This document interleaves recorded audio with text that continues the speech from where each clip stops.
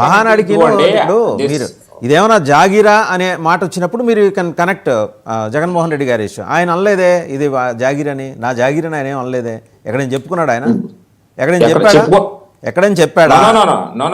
ఏమంటే పశువేటి సురేష్ గారు ఎప్పుడైనా చెప్పారా ఆయన ఇక ఇది నా జాగీర్ ఇక్కడ ఎవడు ఎంటర్ కావడానికి వీల్లేదని అలా కాదు ఇంత ముందు జరిగినటువంటి ఎన్నికల్లో ఏ విధంగా విచ్చలవిడితనంగా మాట్లాడారు sir let us confine hour results to Mahanadu ఓకేనా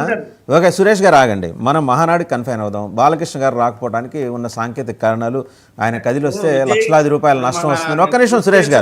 నిమిషం సురేష్ గారు మీరు ఆగండి సో ఆయన చెప్పారు సో అది జస్టిఫైబుల్ ఆన్సర్ అని మీరు అనుకుంటున్నారు జనం అనుకోవట్లేదు రాధా గారు రాలేదని కాదు వచ్చి గ్యాలరీలో కూర్చొని తను పిలుస్తారేమో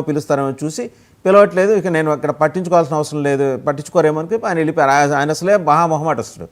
సో ఈ రెండు అంశాలు జనం అడుగుతారండి బాలకృష్ణ గారు రాలేదంటే అడుగుతారు కార్యకర్తలు అడుగుతారు ఆయన మీద అభిమానం ఉన్న వాళ్ళు అడుగుతారు ఎందుకు రాలేదని మనం జస్ట్ సింపుల్గా మహానాడు అనేది ప్రీ షెడ్యూల్డ్